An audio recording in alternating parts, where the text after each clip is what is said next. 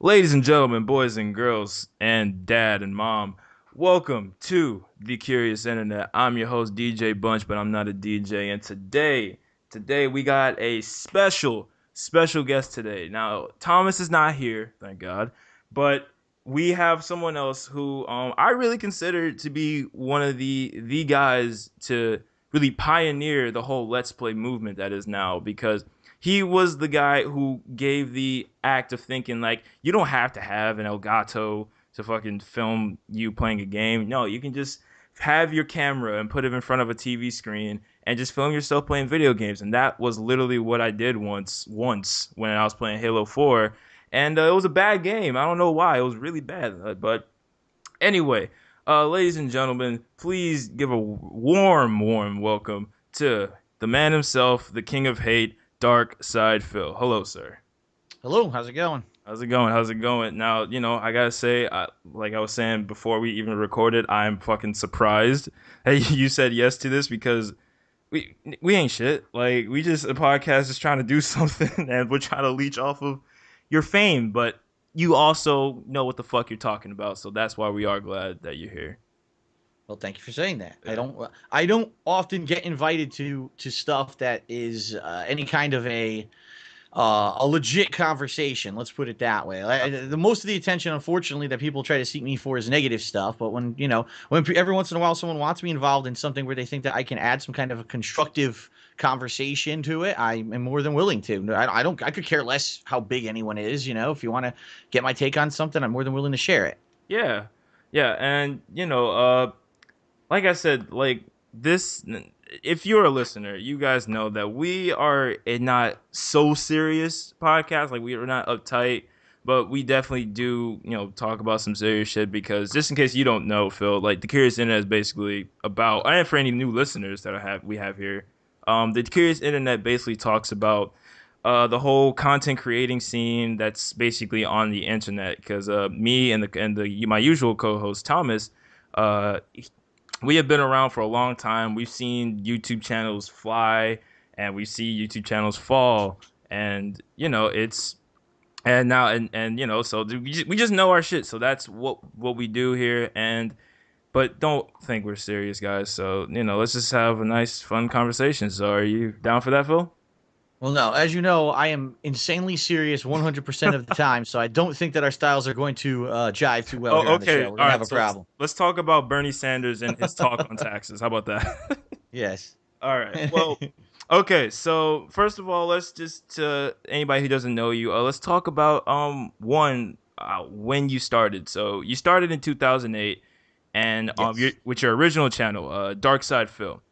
And the first videos you have on there is just vlogs and everything. And actually, what I looked up actually this week, the first person that we still known as a relevancy to the whole DSP lore, if you want to fucking call it that, well, John Rambo. We saw John Rambo's face before we even saw your face. That's true. That That's is, actually very true. yeah. Yeah. I was like, wow, we knew who Rambo was, but Phil, he was just that dude behind the camera. So, how would you just tell like, why you do what you do now? Like, oh, why you even started? Well, I mean, the real reason that I started was I was always an avid fan of gaming. I grew up in the 1980s and 90s when the home consoles were really starting to become a lot more of a mainstream or commonplace thing. And then in the late 90s, I became a competitive Street Fighter player. And gaming was always part of my life growing up, part of my cultural experience growing up. But for a lot of my life, it kind of went on the back burner. In particular, I'd say during the 2000s, when it was that time of my life when I was looking for a serious job and I was looking for a place to live outside of my parents' house, or I was spending most of my free time playing competitive Street Fighter in arcades and traveling the country to play competitive Street Fighter rather than just being at home and playing video games, say on a console that weren't a fighting game. Yeah. And then in the I'd say probably around 2006 to 2008. Unfortunately, I realized I had something wrong with my back. I went to the doctor, found out I had a pretty serious back condition, a very severely herniated disc to the point where the disc was almost going to rupture. And basically, the doc said, "Listen, many different options for you. You can either get surgery, that's pretty risky. You can get physical therapy, that's very expensive, and you can try to make lifestyle changes. So for me, it was more of a transition of, okay, I was the guy who used to go travel to play Street Fighter all the time. I would be the one who would drive in the car for 7 hours to go Yeah. across the country, Yeah. and I'm not going to be able to do that anymore. And Yeah. so knowing that, I said, what can I do to change my life but still kind of have fun? What could be a hobby that I could do that I don't have to do a lot of physical activity? And I realized I could get back into console gaming, which is something I haven't done in a long time. Mhm. And I actually did that from about 2007 to 2008. I still had this office job that at that point I'd only worked for a couple of years. And I started buying all the major console releases and playing them, and really got myself back kind of immersed into the gaming world again that I had been out of for about a decade. Yeah. And I remember it was late 2008, and I was playing a few different games at the time, and I said, man, I'm really stuck on this part of a game. Let me see if there's a fact like Game Facts to figure out how to get past this part of this RPG. And Game Facts didn't have anything at the time. So then I said, well, what is this YouTube thing that seems to be getting more popular? Yeah. And I saw that someone had done an actual walkthrough of the game that I was playing, this JRPG, but there was no commentary at all. It was just raw, direct capture footage of them doing certain boss fights or whatever. And I was like, it's like a 35-minute long boss fight, one of the hardest bosses in the game. And I'm like, man, if only this had commentary on it. It, If only it had something to explain what was going on or add flair to it to make it interesting rather than just being like a dry vanilla video. and you that's know? like something I don't think kids these days will really understand. Everybody's used to like the Markipliers and PewDiePie and Jacksepticeye. Like for us old school gamers, if we don't know what the fuck's going on, we either have to like buy the guide for it or hope to God somebody put something like helpful on Game Facts. But a lot of the times, I don't know about you, but it did not help me at all. Or somebody put something on like the internet video wise, and YouTube was coming up, and it was a lot of times just boring, just him playing the game and just seeing that. So guys like you were really thank you for doing that. Oh jeez, but go on. Well, it's funny because when I started doing my own videos after watching that video and kind of being inspired and saying, gee, if I could play a game but do commentary over it and kind of not only explain what I'm doing in the game but also give my reactions to the game. I certainly did not intend for it to be a walkthrough or an instructional video for anyone. I didn't Yeah. even think that. Quite honestly, I had no idea if anyone would even want to watch it. It's watching someone else playing a video game. Who gives a shit? But I remember at the time, I remember I was sick one day. I was really sick, not feeling good. I was feeling down. I was playing this game, Star Wars The Force Unleashed. I was having this really difficult time with this part where you're supposed to control a Star Destroyer with these force powers.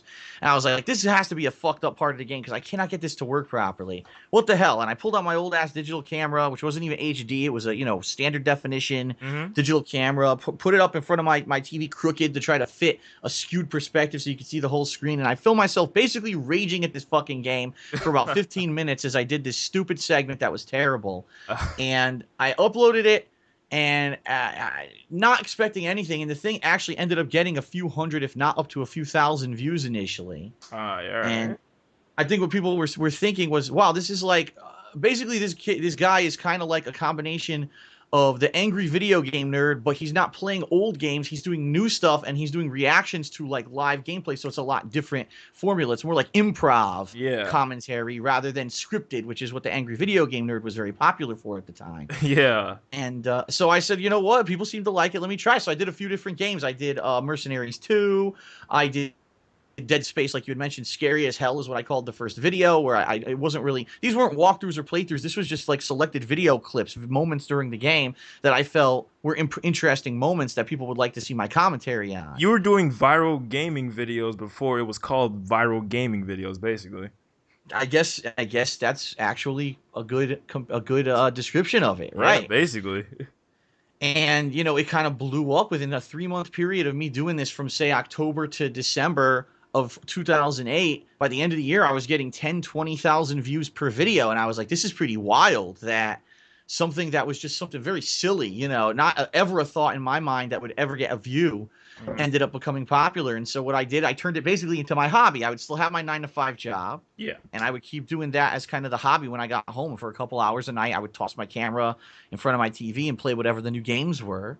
And it got really popular. And then it was 2009 and 2010, especially with I'd say it directly coinciding with the release of Street Fighter 4.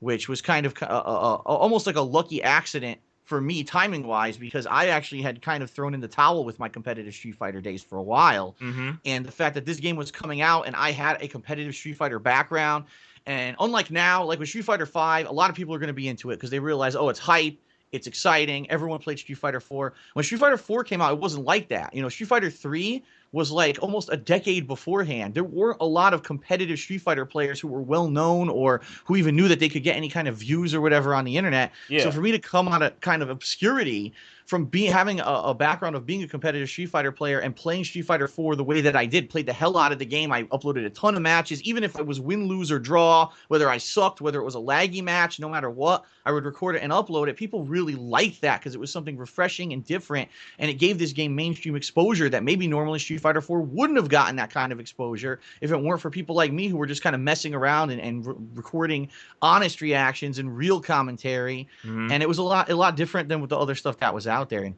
really, quite honestly, after that, the rest is history. It just went kind of viral for a while. I ended up eventually losing my office job in late 2010. So I said, well, I've got this huge internet following now for doing gameplay. Why the hell couldn't I turn that into something, that I could do for a job? I ended up getting partnered with Machinima on YouTube. And, that's pretty much what I've been doing for the past I started in early 2011. So at this point, it's been more than 4 years Yeah. that I've been doing it for my job. So pretty crazy ride. Yeah, man. So, well, yeah, there's not really much to say.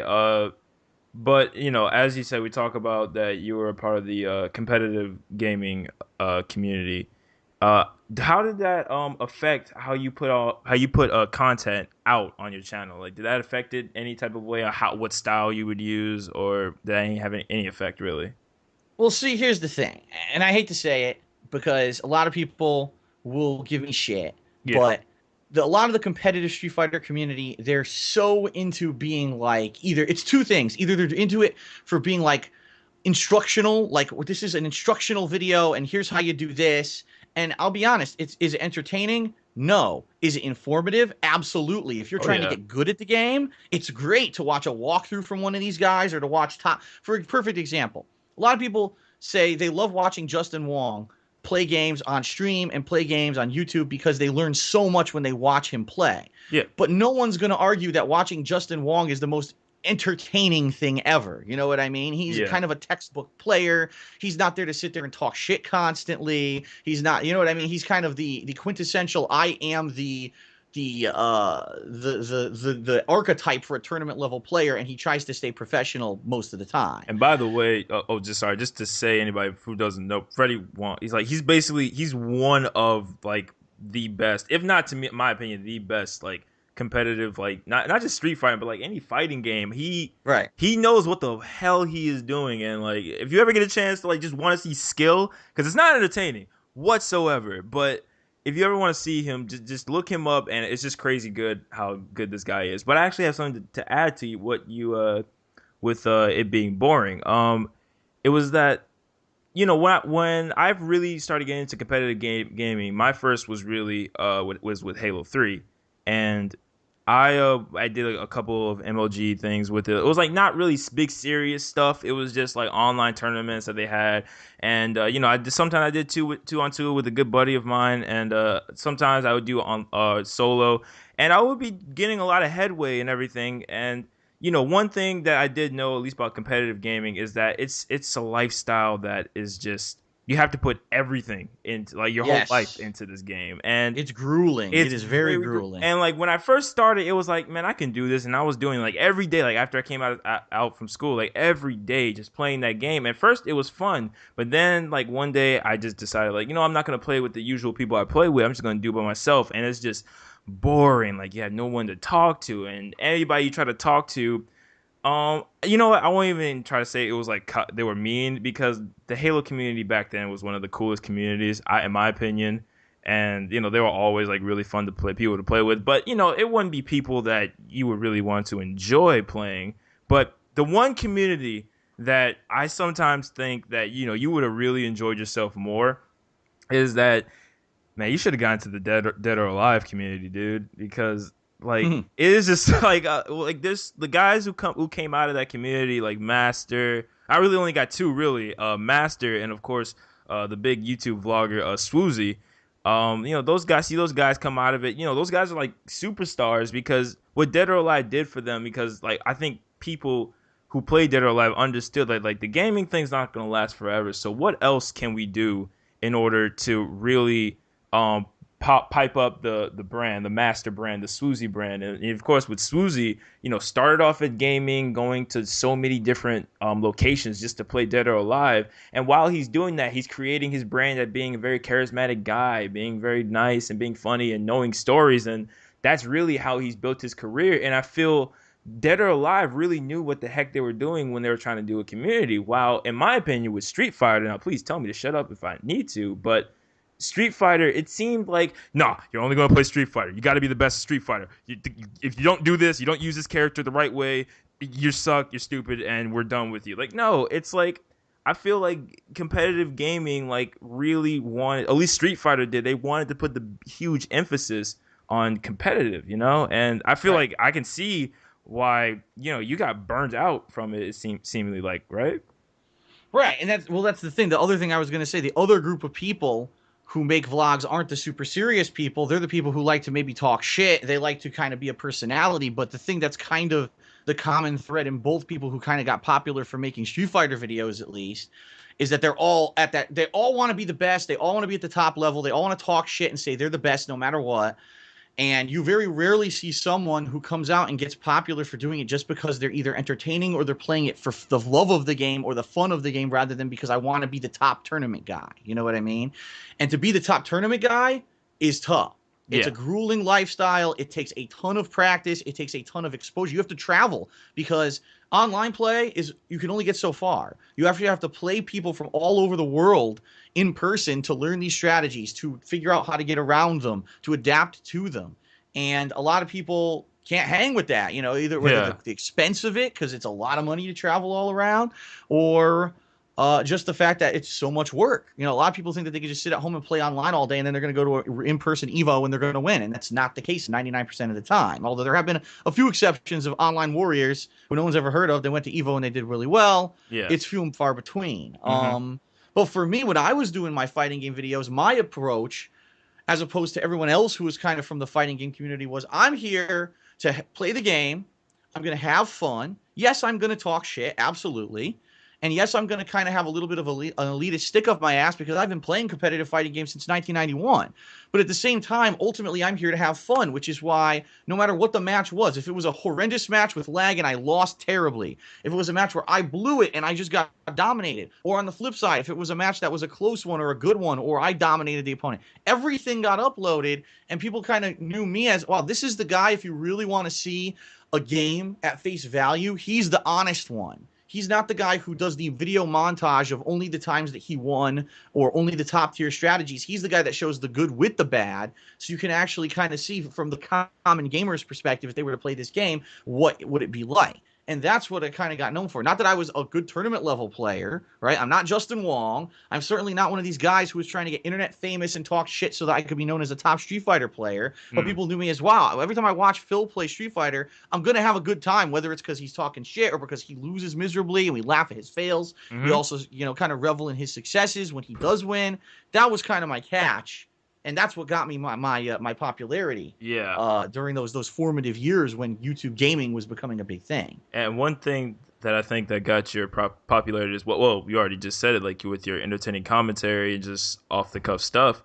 A lot of people don't understand also is that your style, correct me if I'm wrong, it really comes from that arcade style of gaming where like a whole bunch of dudes at the arcade and we're at this one Street Fighter cabinet or maybe Dead or Alive cabinet, all that type of stuff, and it's like a really grueling like scene. Like a lot of people just talking shit, cursing, a lot of stuff happening, and you grew up during that age, right? Yeah, I've seen it all, man. I mean, you could talk if it's a group of friends joking around, it's one thing, but we had guys. Keep in mind, I was a teenager at the time for most of my, those early formative years of Street Fighter, and you got guys coming here mid-20s, some of them early 30s. Yeah. They're coming into the arcade after a day of work. They're pissed off about work, and this is their release, so they would be like, "This is serious to them." They're gonna talk shit. They don't care if you're 12 years old. They will be like, "You fucking suck. You fucking cheesed me. Yeah. I had this guy, and he was funny. His name was Joe, and he was probably in his early 30s, and I was probably 13, 14 years old, and he loved to play with Zangief, and I would play him, and sometimes he would win, sometimes I would win. If I beat him bad, he would pick me up. He would physically turn me over to do a tombstone pile driver. And he would say, if you beat me like that again, I'm going to tombstone you on the floor of the arcade. And that's how it was back then. It was like everyone would talk shit. Everyone would get physical. Everyone would dick around with each other. It was kind of like a boys' club, a good old boys' club. You know what I mean? Everyone, think about you go to a bar, you're joking around with guys, they're playing pool, they get pissed off at each other. You know what I mean? It's kind of the same atmosphere. And that's what I dealt with. It was almost like Smash Mouth gaming. In a way, it's a lot different than what you get today, where you get either you're playing online. Of course, there's zero real social interaction there, unless someone's just like swearing at you through a microphone, or a lot. Now you have these gaming get-togethers, right? And it's like everyone's very formal, everything's very relaxed, and you would return, you sit down with your joystick and you play your game. Oh, good game, and that wasn't. Oh my god, good game. No one just said good game back then. They say fuck you, motherfucker. You fucking beat me, you piece of shit. Exactly, dude. And like with me, I kind of already like I just grew up with that culture. Like even though I sadly like I got the tail end of like the arcade scene, but I just grew up like with the shit talking vibe like as is growing up because like originally like I'm from Miami, Florida, and I'm from the hood part of it, Liberty City, Miami. And one thing that Miami is just well known for, like if you ever seen the documentary The U, which talks about the Miami Hurricanes football team during the 80s. We were just very just raunchy and shit talking a whole bunch of guys. And like me growing up, I played football, I played baseball, basketball, but football was like our main niche. And like, it'd be the same thing. Like we talk shit on the field and we talk shit off the field and everything. And that's the same thing that would happen with gaming. We will all come together and put on the N64, even put on some Brawl, or even mostly when it got real serious, either some Mario Kart or GoldenEye for N64. And gosh, there's another fighting game I can't remember. Oh dang. But we would just talk shit. Like, if you beat me, like, fuck that. That was cheating. You fucking got my controller. You put it out. Like, no, dude. Like, it's just that. Oh, man. I really think it sucks that kids will never know that, man. Like, No, and the thing is, you hear people like us talking about it, and some people will probably cringe and say, "Oh God, that sounds horrible." But you understand, also, it was all in good fun. It wasn't like people were breaking out into brutal fist fights after every match of Street Fighter or anything like that. Like, they'll always try to be that one little butthurt kid. Let's be honest, that one butthurt kid that's just like, "Bruh, get me outside." I'm like, "Bruh, you need to chill. It's just a game, but I'll still talk shit." But no, but like, just like, oh no, it's all in great fun. Like, right? It was all good mannered and. Sometimes, I do miss those days, but yeah, man. All right, there's so many things I could ask you though, because me and you just know what the fuck is going on. But going back to your gaming videos, you have played hundreds, maybe almost thousands of games now, through YouTube, and a lot of games that I know you've introduced me to. Like just recently, actually, you introduced me to Persona, like the Persona series. Like always heard about it, but I never played it because I always had friends who played it. And like, yo, Persona's actually pretty dope. I'm like, fucking nah. But played Persona 3 actually, and it was actually pretty dope. So I'm really looking forward to Persona 4 and Persona 5. That should be coming out soon. Apparently, I don't know what's going on with that. But the question I'm going to ask you is like, of all those games, what is your favorite, dude? Like, do you even have a favorite? See, it's hard to put my finger on a certain game and or games and say, well, these are the best ones. I mean, I could easily, over the years, I can pull certain games out and say, well, these are some of my favorite playthroughs. You know what I mean? Like some of my favorite experiences of games that I was able to share with people over the internet. And obviously, one of the ones that I would throw out there immediately would be the one that a lot of people say is kind of the quintessential playthrough I ever did, Heavy Rain, because that when that game came out, it was kind of a cultural thing, a phenomenon, because games that were narrative based weren't very popular in 2010. And that was the year where it was like everything was a first person shooter or everything was this cliche action game. And for a game like that to come out that's a murder mystery that has an interesting cast of characters who your choices can actually have them live or die, and the fact that it really added by having someone do commentary over it and give kind of jokes or their insights into what's going on, that's one of my games that I think ultimately was one of my favorite playthroughs. Yeah.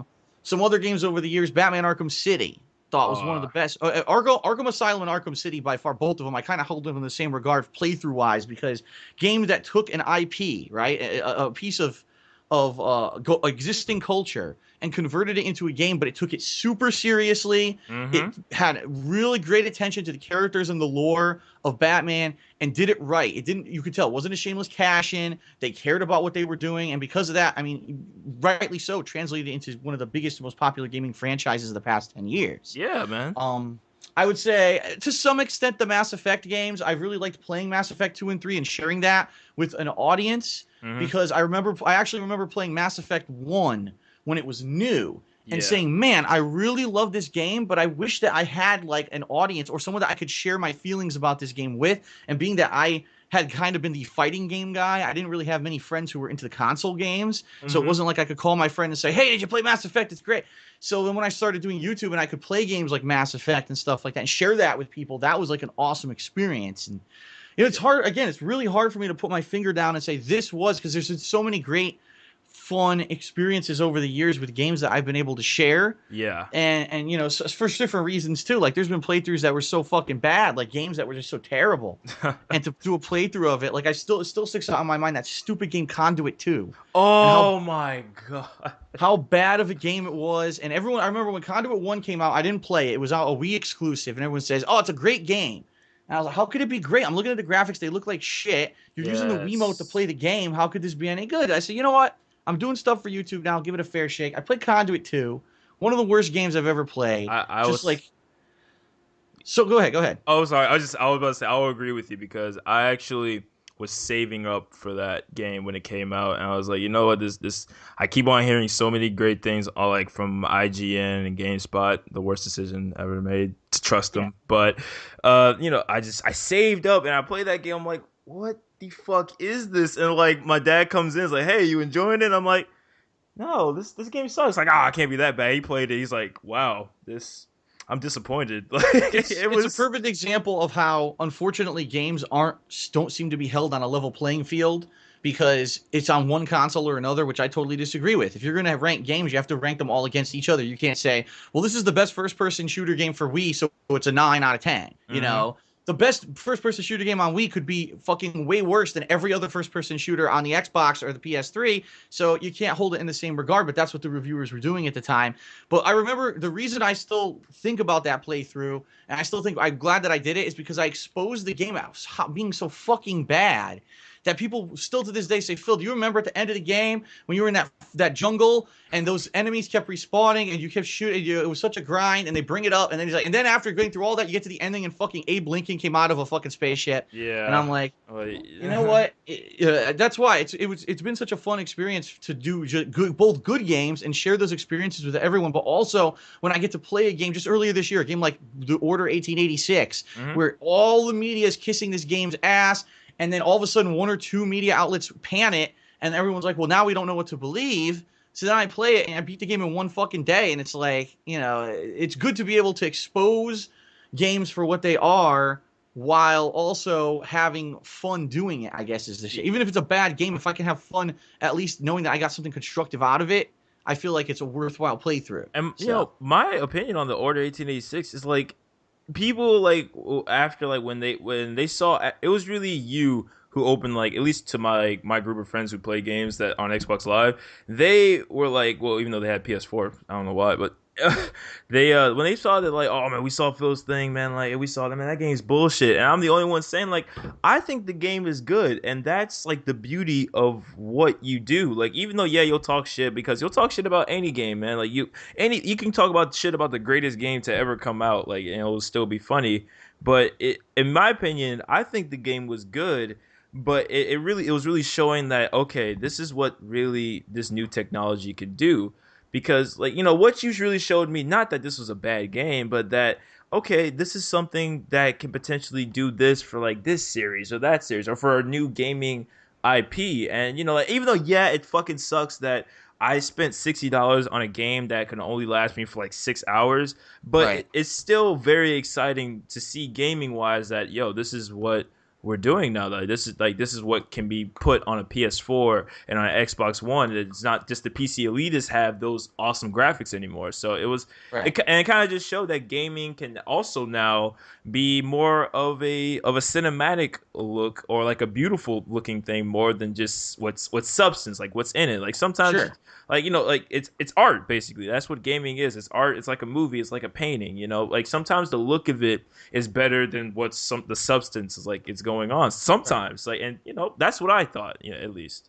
Yeah, oh no, I'll 100% agree with you. I think you would have to find someone trying to be really dishonest and just hate on the game for no reason if they said that the graphics weren't amazing in that game. I mean, you could tell that's probably one of the insanely strong focuses of that dev team was we want to make this game look like a movie. We want it to Yeah. look like it's a CGI movie, flawless what's the word? Transition, flawless transition between rooms and scenes without loading judders and Hmm. having these insanely detailed character models. And everywhere you went in that game, you saw crazy amounts of detail on the walls or whatever. Yeah. And that's okay. And you know what? I'm perfectly okay with people who want to say that they like something that I don't like. I'm okay with that. But Yeah. what I hate is when someone says, "Well, I like that, but I'm going to say that it's a 10 out of 10." Uh-huh. Ignoring any of the flaws of the game just because for whatever reason, like imagine that because there were people who were like, "The Order 1886 is the best graphics I've ever seen. It's a 10 out of 10, my game of the year." And it's like, what? What? Yeah.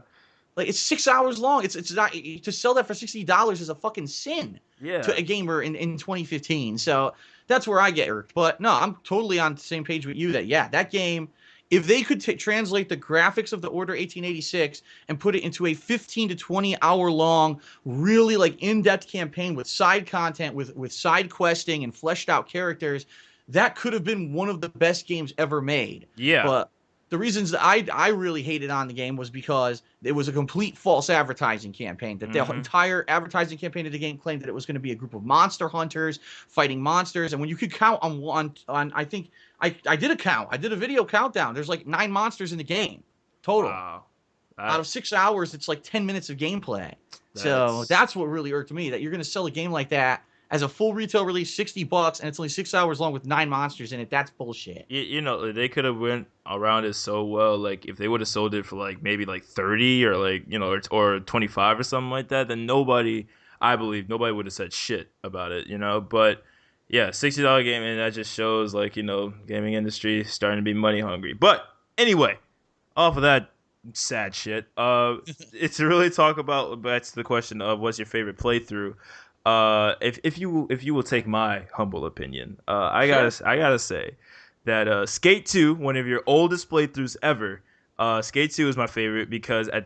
at the end of that one, like not that it really wasn't for like it was the best time, you had the best jokes and everything clicked. No, it was really to me a subpar playthrough until the goddamn end. I have never seen someone who like did YouTube at that time legit just said, you know what? Fuck this game. Like this is not me. Like I'm just done playing this. Like that whole blow up you did about it was like, you know what? No, this like Skate 2 has its fans, but this is just not me. Fuck this game. I'm done playing it. I'm not having fun. 7 out of 10. See y'all later. And like I was like, bro, like that's why I was like, this is the guy for me. And of course, the big one to me has to be Fallout 3.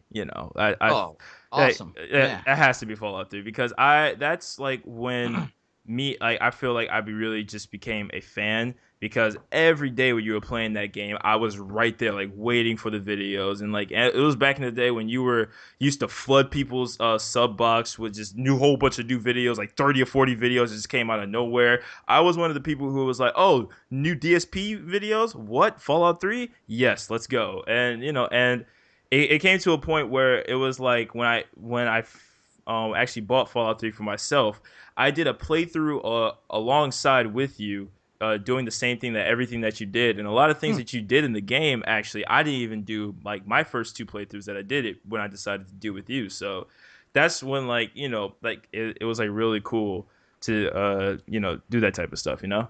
Yeah, that was probably the game because that was a game that first of all I actually did do a complete playthrough of the game. It wasn't like me just doing highlights of my favorite parts of it or anything like that. Yeah. And it was a very popular game at the time, and it was a game that I had missed when it was brand new, but I played it a few months later after it had been brand new, and it already was getting, everyone was saying game of the year buzz for it. Mm-hmm. And I had no idea what to expect because I number one, I never played a Fallout game before. I actually had never played an Elder Scrolls game before, which is what these people were known for before they made Fallout 3. I'll go with you on that one. Yes, me too. And I had no idea what to expect. Keep in mind that this was the year that I was jumping back into console gaming. So, being that I had already done a few video series of me just kind of dicking around playing games and only doing little like highlights, I had no idea if there would be demand for me to do a huge, long scale game like that from start to finish. And the fact that there were people who were there from part one to the final part with all the side content I did, with how long it took me, because it wasn't a game that I beat quick, that's for Oh sure. no, it was weeks. I remember it took me weeks, like weeks, to actually finish the playthrough when I was doing alongside with Right. you. And even, there were some nights, I remember there were some nights where it was like a Friday night. I came home from a really stressful day of work and I'm like, man, I just want to have a drink, but I want to play games too. So I'd sit there drinking, having, two, three, four freaking rum and cokes and playing the game, getting sloppy faced drunk playing this game and just fucking screwing shit up, like killing people by accident and just doing really dumb stuff. But that was kind of the start of the appeal too, was that I was like, I was the gamer. I didn't take it seriously, but when I played a game, like, it stuck. There were other people who'd be like, "Oh, I fucked up. I'm gonna go back and redo that." But I never did that. It was Yeah. like if it happened in the game, it stick. That's it. I got drunk. I fucked up. I killed everyone in the town. Well, oh well, they're dead. That's life. That's in life. You don't get any second chances. So why should you get it in the video game? Yeah, And that's man. kind of how I approached that playthrough. And a lot of people say that to this day. They say, that was what watching me play Fallout 3 inspired people not only to like Let's Plays, but even to maybe go out and play that style of game, and even to maybe even consider doing their own kind of Let's Plays, because they saw that you don't have to be the super serious person when you're playing a long form game. You could just kind of relax and dick around with it and do it a little bit at a time and play the hell out of it and have fun with it. And I still get messages to this day, Phil, I've been watching you since 2008, and your Fallout 3 playthrough inspired me to do this and this with gaming. So thanks so much. And I'm like, damn, Yeah. who knew? Right? When I was Yeah. just being an asshole, basically, in late 2008, just killing time with this camera, that would ever amounted to anything, that I would be now living across the country from where I used to live in a nice house and, doing all the shit that I do now. I never would have fathomed. I always thought I was going to be like seriously, I thought I'd be like a slave to the man. I would be a 9 to 5 job, and then when I get my free time, I get my free time. But to be doing what I'm doing today is like a fucking crazy dream Yeah. that I never imagined would come together the way that it did. Yeah, and just to say real quick, like I'm a YouTuber myself, but I'm not a YouTube gamer. I'm a YouTube vlogger. Yeah, I'm a part of the problem.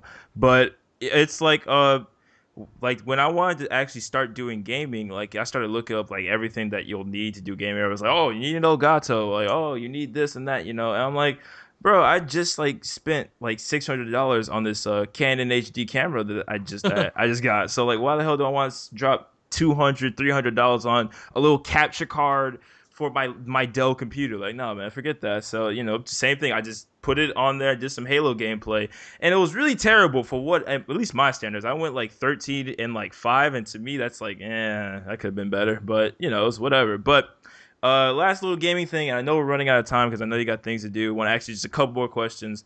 Sure. Fallout 4. I know you got to be excited for this because I'm really excited to see you play this. Like, because like Fallout to me is like, I like don't just like take this weirdly, but like me, Fallout to me is like when a Fallout game comes out, it feel like it's just gonna be me and Phil, and we're just gonna be doing this because like Fallout series is like really close to my heart now. It's just gaming wise, and you're a part of it, so I know you're excited, man. Don't what? I know you can't overhype it because you got to do what you got to do, but are you a little excited, or you just say, fuck it, you might skip it? Well, let me put it this way. There's a few different levels that I think of it on. First of all, just as a gamer in general, the fact that I've played Fallout 3, I loved the game. Yeah. I loved it so much that I went back and did another playthrough of a completionist run where I actually did all the side content and everything for the game. Yeah. Then I played Fallout New Vegas. Oh my God, so good. Just recently did a second playthrough of that one because I liked it so much. I went out ahead because I liked the games these guys made so much that I went ahead and played Skyrim, which was completely out of my comfort zone. I loved that game so much. Just from a gamer's perspective of the level of immersion, the level of detail, the level of content, the quality of gameplay, I am like giddy to play Fallout 4 because I get the Yeah. feeling this is a game, they haven't done a major release now in so many years. You know that they put a shitload of time into this game. Yeah. I get the feeling this is going to be kind of like this will be the game that we play and we're like, damn, you remember when we used to play games like this all the time? Yeah. We would play a game and kind of be wowed, and now it's 2015 and 75 to 80% of the games you play, you're kind of like, it was okay, or it was acceptable, it was passable. What happened to that inspiration we used to get when we played a game and we were like, damn, I am just so engrossed and I'm having so much fun and I can't wait till my next free minute to play another game. That's how I felt when I was playing Fallout 3. Yeah. So I'm certainly, as a gamer on a gamer's level, I'm really looking forward to it because I know this company is a tried and true company that puts out great stuff, and I'm really feeling positive that they're going to probably put out the game of the year this year. Yeah. Okay. From a YouTuber perspective, it's a completely different thing because I really feel that the Fallout 3 playthrough was one of the things that got me noticed on YouTube initially. Mm-hmm. And the fact that I to this day, if you were to poll people, gamers, people who watch videos on YouTube, and you said, of all the people who you've watched play Fallout 3, what were the best playthroughs ever? People say my name. Yeah. And that's kind of a crazy feeling to know that I will be synonymous with Fallout 3, at least people who played it, pretty much forever, because of the timing of my playthrough and the way that I did it way differently than anyone else. Even though the visual quality was shit, Oh. it was Yeah. bad. You couldn't even see. Every time I was in the sewers, you couldn't even see anything because of my camera. But you know what? Like, who the fuck cares, man? It was Right, still fun. Right, and that's the thing. I played the game to have fun. It wasn't a walkthrough. It wasn't a playthrough. So I know that when I play Fallout 4, that there's going to be a lot of expectation. Yeah. There's going to be a lot of anticipation. There's going to be a lot of people that probably have not watched me do a damn thing for years, and they're going to say, well, Fallout 4, I remember Fallout 3 with DSP. Let me go back and see what DSP's doing these days. And they're going to check out the playthrough. So I realize that, I have a responsibility to put out something that's quality, to put out something that's entertaining, and to not get stressed out, not get pissed off, not let other stuff that's going on with my life kind of affect it. And to kind of, I need to basically go back into the mindset of how I was back in 2008 when it was like, fuck it, this is my free time, this is me just relaxing and playing the game. There's no stream chat distracting me, and there's no things going on around me. This is just time for me to sit down and buckle down and enjoy a game for what it is. Oh yeah, go on.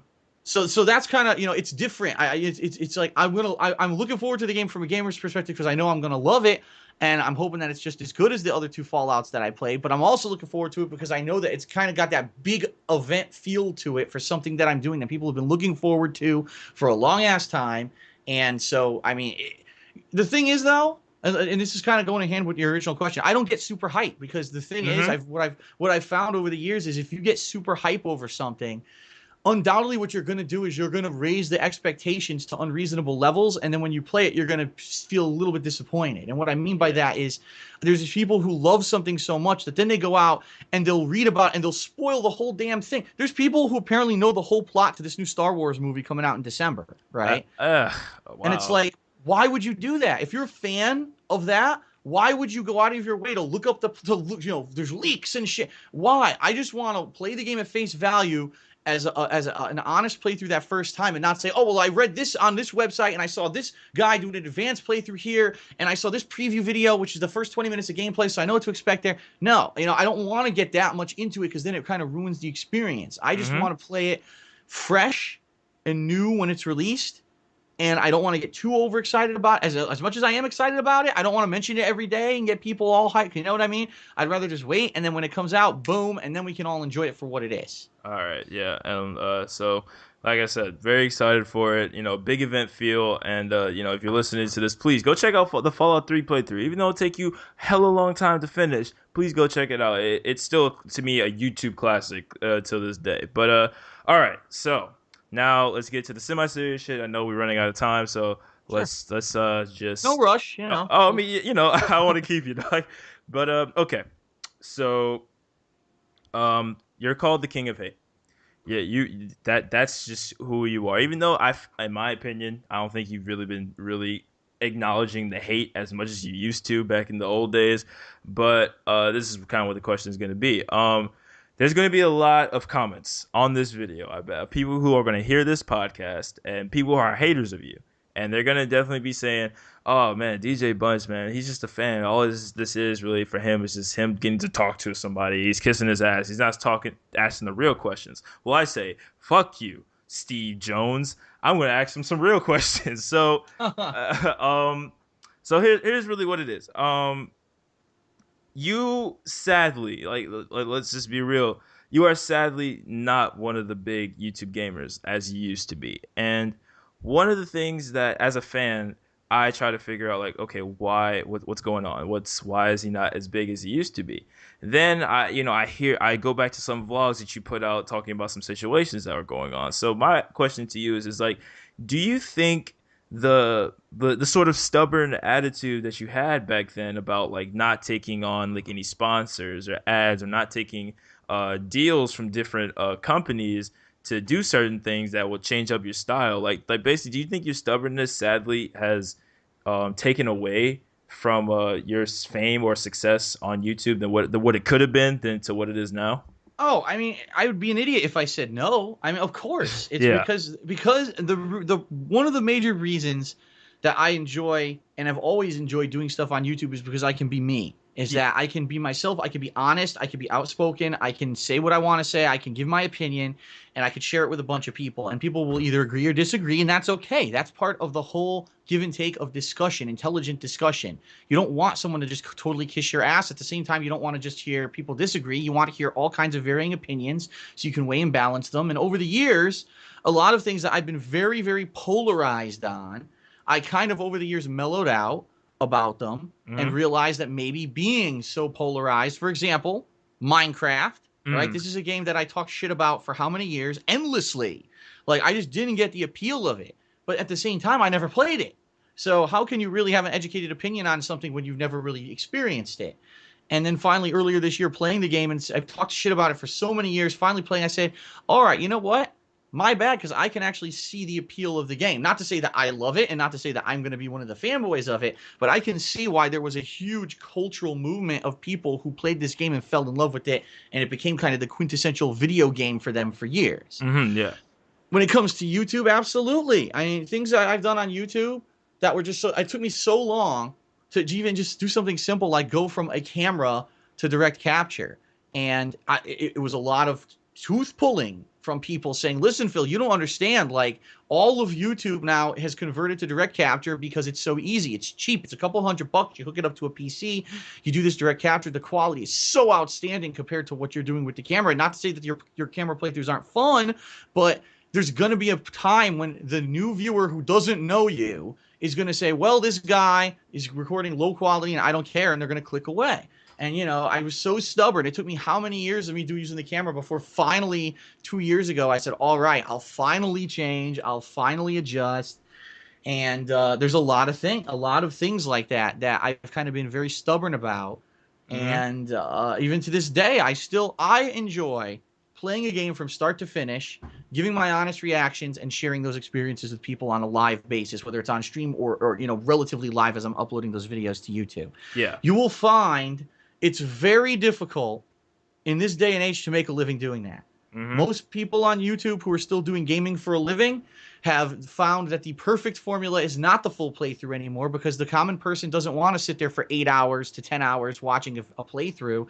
They want to see the highlights. They want to see what's the funny thing, what's the fail, what's the overblown reaction, what can they watch in a few minutes a day that's going to give them a laugh, or it's going to give them a little bit of entertainment in a nutshell. And And that's not what I do. You yeah, know what I mean? to call out a name, really, Funhouse or Inside Gaming, that's how they built their popularity online. This is no like jab at Funhouse at all. Like, cause No. I think Funhouse is like, I think they're amazing, to be honest with you. I think they're really funny guys, and they know what the hell they're doing, and that's thing. I'm not gonna say it. I'm gonna keep it kind of PC, but you know, they know what they're doing, and you know, they built a career off of that. But I do understand like what you're saying, like, because you know, as been watching you for years, I've been like dude, like change up, like do something, like like no, we're just gonna be honest here, like there's been times where I seriously got tired of your content because it was like this dude seriously is not gonna change, like he's just gonna keep doing the low quality, not as funny type things. And like it did sadden me because it was like, man, like because like I wanted Phil, like I wanted you to start being up there with like the Markipliers and the Toby Games, which I don't even know what the hell he's up there, but whatever. And and the PewDiePies, but sadly that's how things work out. And I actually also, since you're not in here, I'm glad I get to ask you this question. There was a couple of years ago, actually, you had a vlog talking about Toby Games, or Toby Turner, for anybody who doesn't know. Uh, there was like some controversy about how YouTubers can put on ads on different people's videos, which is such BS because I was a YouTuber making money off of that at the time, and I don't want to see an ad of Zoella or anybody on my YouTube channel. That's just taken away. But Right. then you were saying a vlog, and one thing that you said always had my attention was that yes, you are influential, but I wanted to say, like, do you know at all that you might have inspired like guys like PewDiePie or any like the big YouTube gamers? Do you know that you might have inspired them? In particular, PewDiePie, yeah, because not only can you see it's still available. If you go look at his YouTube account, his actual 100% YouTube account that's confirmed or whatever. Before he ever uploaded a video, he was watching all my videos in his view history, and he favorited a ton of them. He even left some comments, which Mm, I don't know if they're still out there anymore, yeah, because who knows? I'm sure. Let's face it, when you're someone like that, if you had been leaving comments, you probably want to get rid of them, yeah. or else people start bringing shit up. But I mean, you could see it's all public knowledge, and he's brought me up in his playthroughs before. Like Wow. his Heavy Rain playthrough, he directly said, "Wow, this detective looks just like DSP." Now, what are the chances that he would bring me up in the playthrough that's kind of known to be my big playthrough, Oh and man. says a guy looks just like me during it? And also other people, SSOHPKC, Uh huh. has talked to me specifically and said, "You are the reason. You were the big guy who I was watching on YouTube do game playthroughs, and you kind of inspired me to do my own thing." And Hmm. now look, how they grew. He has his own group, the Creatures, who exploded on YouTube, and they're way more popular than I am. Yeah. So yeah, it's kind of like, for me, it's interesting because I started in 2008 expecting nothing. Okay, and I'm happy with where I am. Like, I don't want to get anyone to get the feeling that like I'm ungrateful or I'm not happy. I mean, I am. I have a great house.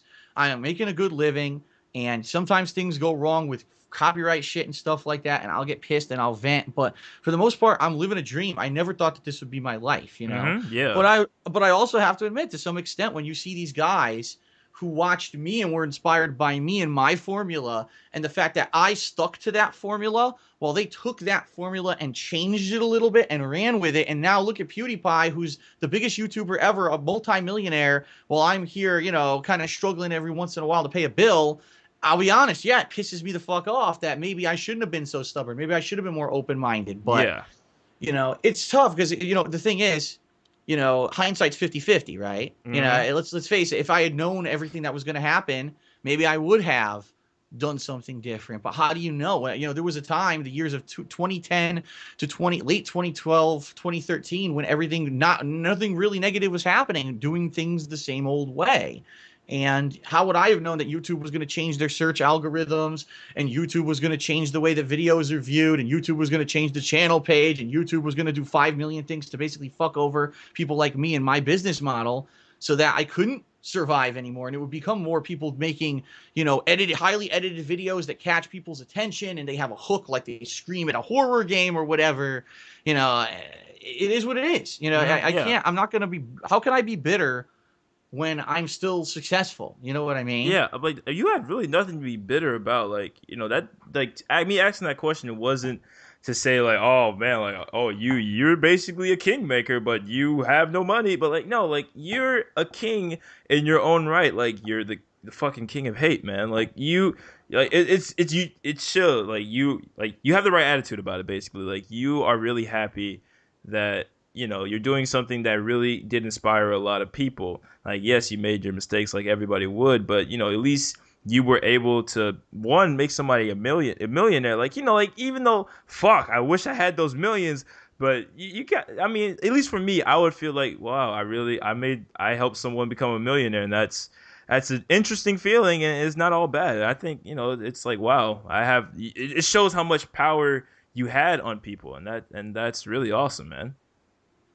Like Yeah, yeah, I guess I guess so. In retrospect, you look at it and you're like, hey, and by the way, I also want to say this. I don't want anyone to get the impression that I think that I was the one who started the whole Let's Play movement, because I certainly oh no, wasn't. no. I was basically the guy who inadvertently jumped into it at a time when it was at the perfect point where it would get popular, and I did it in a different way, kind of just being ignorant, because I didn't even know that this was going to be a big thing. I was dumb to it. I didn't even know that anyone had ever done it before or whatever, and blew up by complete chance. So I don't want anyone to get that impression that I'm saying that I am the originator of Let's Plays. And no, I just think that I was in the right place at the right time. I did something a little differently than everyone else, how they were doing it. I got very popular at that time because of it.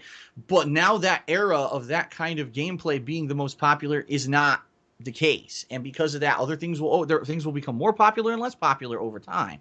I'm just happy that I'm still able to be here and do the kind of thing that I like to do, and still be able to make a living doing it. And there's changes too. It's not just YouTube anymore now. I have other things that I have to work on, like I have to push Patreon as a way to support. But a lot of other YouTubers had to do that too. They realized that ad revenue on YouTube alone isn't enough to make a living anymore, and you need to have Yeah. supplemental income. And what's to say that tomorrow with this YouTube Red, that all the money from YouTube doesn't go away, and you need to find something else anyway. So I've had to make changes, but I'm still happy where I am. A lot of Mm-hmm. people seem to think that that's not the case, because I'm a very outspoken individual. I will call out something that I think is bullshit, or I will make a complaint, or be verbal about something if I find it to be not in the right. And that doesn't mean that I'm unhappy. It just means that I'm trying to bring issues to light. And the thing is, a lot of YouTubers don't do that kind of stuff. They just sit there, they put out their gameplay video for the day, and that's all you hear from them. And Yeah. that's their style. That's not my style. Yeah, and like I said, much respect to that. But yeah. Okay. So last question. Do you have any favorite YouTubers out right now? Anybody you would like to see get more popularity, or just really just anybody you just are liking at the moment? See, here's the thing. And I've said this over the years. Uh huh. I don't watch YouTube, and I Oh, know people might be like, "Holy shit, really? I did a not know that. YouTuber!" I don't watch YouTube, and here's the thing. For me, I do like to keep my work separate from what I would consider to be, say, something that I do during downtime, or something that I do as like a relaxation technique. And the reason that I do that is, if it spills over, then you'll find that, at least in my life experience, that if it spills over, that it becomes too commonplace or too much of the same thing, and it loses its ability. So before YouTube was my job, right? Work was my office job from 9 to 5, and then I would come home and I would make YouTube videos and play games, and I would watch the Angry Video Game Nerd, and I would watch the Nostalgia Critic, Mm. and maybe one or two other people at that time, and those were kind of my releases. Then when I started doing YouTube more seriously, I stopped watching the Angry Video Game Nerd. I stopped watching the Nostalgia Critic, because I said I don't want to inundate myself with internet. Because if I just keep watching internet personalities and everything about me is internet, it's going to become too much. I want to diversify. So I started watching more TV. I started watching more movies. I started reading books. I started doing things outside of, say, an internet presence, Yeah. so that it felt like it was a separation of work and free time. Mm-hmm. And now, yeah, I don't. The only YouTube that I see, God's honest truth, my girlfriend Leanna watches a few different YouTubers. I think she watches this guy Review Tech USA every once in a while. She watches this guy, The Amazing Atheist, and they have a podcast called The Drunken Peasants, and I end up Yeah. hearing half of that half the time, because she's got that playing in the background. She watches, oh God, she just started watching a few wrestling related things, because now she's like into wrestling. She started playing WWE 2K16 along with me. So we're watching wrestling together. We're enjoying that. So she's watching like wrestling related stuff on the internet. So any YouTube stuff that I know of, I literally hear like secondhand through her. I never sit down and say, it's time for me to watch daily YouTube video. No, when I'm done recording, I head downstairs with her and we watch some television that's on demand, or we watch a movie or something like that, because it would be too much. I really do feel that I would get overloaded if I made all of my presence one thing. And, in some ways, it's a little bit of a shame because, like I said, I used to be a huge fan of the Angry Video Game Nerd. And I've said over the years, he and the Nostalgia Critic were actually huge influences on me Hmm. to say, look at what these guys are doing. And they're not professional filmmakers, right? They don't, they have no budget, but they're putting forward quality content that's getting tons and tons of attention. I can do it too. And it kind of inspired me to do, of course, my product's completely different, but it inspired me to do what I did. But once I made that my job, I basically said, I'm going to draw that line now. And I really haven't even watched anything from them for like 3-4 years. Oh yeah. Well, they've been having Angry Video Game Nerd. I think he's definitely lost his steam now. It's not as good as it used to be. And Nostalgia Critic, he's really actually reinvented himself. I think you really would like his new stuff now. So I mean, I'm not telling you like to do it now, but if you ever get a chance, look up some different ones like that he's done. He's done pretty well. But wow, that is really something that you don't watch YouTube. But hey, that's how life works. But okay, we are going up on an hour, and you know what? That's all, man. That's all I really got for you, dude. Thank you so freaking much for coming on here, man. Yeah, not a problem. It's yeah, man. like I said, if more people wanted to have intelligent conversation, have fun, and just chat, and it doesn't have to be about me either. If people have topics, if you want me back on your show in a couple of Oh, months, if you have a hot topic yeah. regarding YouTube or gaming or something that you feel that I could weigh in on, I'd be more than happy to. It's that it's hilarious because I get people. There's these two people in my stream chat all the time. They're like, Phil, why didn't you go on so and so podcast? They asked you and you didn't go on. I'm like, what are you talking about? Yeah. Like, I don't. People assume that because people say something, oh yeah, I'd love to have DSP on my podcast. I didn't get an invite. So if I don't, you know what I mean? If I don't get the invite, I'm not going to show. Yeah. And so many people over the years, they claim that people have said that they want to have me on stuff and do. The only invites I typically get are for negative stuff that I don't want to have anything to do with. I don't want to Yeah. have to be here being an accusatory podcast for two hours where I have to feel like I have to defend myself. I want to have fun. Yeah. So, if anyone ever wants to, wants that, it's very easy to find me. Darksidephil@hotmail.com has been my email address forever. Yeah. Like, it's not a secret. It's the public email address that you can, and it might take a while. I mean, from example that I missed one of your emails that you sent me, and luckily you tweeted me. And I got the tweet. Okay, and I found the email and I responded because I do get a ton of emails, but mostly they're fucking spam. Yeah. Because that's the nature of the beast. When you have an email for 10 years, you get so much spam accumulated on it. But Yeah. yeah, no, I definitely enjoyed it. I liked the show, and like I said, if you ever want to have me back to talk about something that's not just me, I'd be more than willing. And the same thing goes for anyone out there who's running projects and podcasts. You think that I could weigh in on games or YouTube or anything? Yeah. Actually, the original plan was for this, like, in this little short span that I had with you, I wanted to, like, one, talk about yourself a little bit, and then talk about gaming, and then talk about, like, the YouTube landscape and, like, different other things. But, like I said, I'm glad you're really open to coming back on the show. We definitely will have you. Like I said, I just wanted to say that, like, you are, like, literally, like, one of the first guys I watched on YouTube. It was you. It was the Wine Cone. And Smosh, you were like one of the first that I consider, like, those guys are, like, the YouTube bigs, and those guys make funny shit. And like I said, like, when you actually did say, like, yeah, I will come on your show, it was like really like, holy crap, like, is this really happening? And then for the whole week coming, I actually did not think this would actually be happening. But even before, I was really nervous because, like, you are, like, really are a pioneer of this whole YouTube thing, man. So, I really appreciate you. Like, reason I do what I do now is, like, I'm a YouTube vlogger and comedian, and soon to be creating skits. Watch out for that.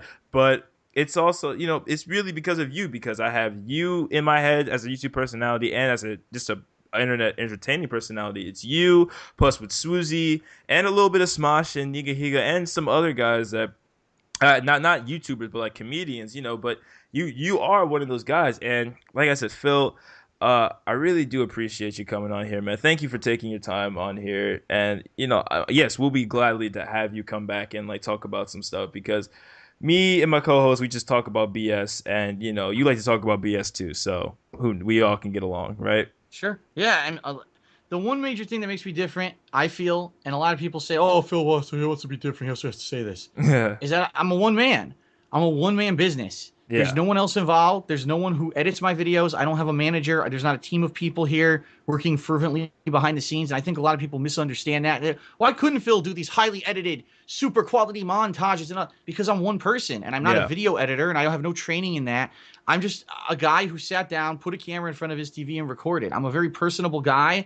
I'm a very friendly guy for those who want to be friendly to me. I can also be a dick to those who want to be a dick to me, Yeah. So it kind of goes both ways. And so, don't feel like, oh, I want to reach out to Phil about something. It's not like that. It's not like I'm one of these YouTubers who's so unreachable because they're hidden behind millions of subs and, they're a team of a corporation of people working together to make this overproduced product that's incredibly popular. That's Yeah. not me, and that's never going to be me. I never foresee myself becoming that. And I'm a very reachable guy, and so Yeah, I think that is a common misconception about me, right? that's what that's oh sorry, but like No, go ahead. I feel sorry, but like that's something I would like to be too, because yeah, like for me, I tell every person who wants to start off doing YouTube is like I started off with a webcam on my mom's computer. That's how I started off, like doing my stuff was just me having it up and then me just saying some funny stuff and then self-teaching myself how to edit videos. Like of course, like even though you do what you do, like of course I would love to have like a team, and greatly I do have a team behind me. Even though I still do all the editing myself, still nobody want to come up and help me on that department. But it still is like I do have a team of guys who are creative. Like I'll go ahead and call them up, Paige, Josh, Michael, and new addition Danny, and of course my co-host Thomas. He's been here almost since day one. Well, I'll give him day two. He was here day two, but he still has been there, and like I would love to have a big team to help me out, but I also still would like to keep that reachability. Like hey, if you want to talk to me on a podcast, I'm so down to do it. Because I'm a personable guy too. Like I like to just talk to people, but but anyway. Thank you so much, Dark Side Phil. If you want to check out his content, his channel is DSPGaming, and his vlog channel is The King of Hate Vlogs. And if you also want to check out my content, DJBunch, I just said it. It's the DJBunch. I make funny skits, not skits. I make funny vlogs, and some little serious vlogs, and also skits and some other things. I won't say what, but they're becoming soon too. And DSP, of course, he's just a gamer. Not just a gamer, but But follow us both on Twitter. They call me DSP, right? Yeah, Yeah, They Call Me yeah. DSP. At they call me DSP. Follow the podcast. At the Curious IP, and you can follow me at the DJ Bunch, and you can follow Thomas if you want to. My co-host. You can follow him at that asshole or Jesus Uno. What the fuck? I don't know if he changed it yet. Who knows? But anyway, Phil, thank you, and to you, the listener, thank you so much for listening. My name is DJ Bunch, and this has been Phil. Thank you, and we see you guys later. We out here. Peace.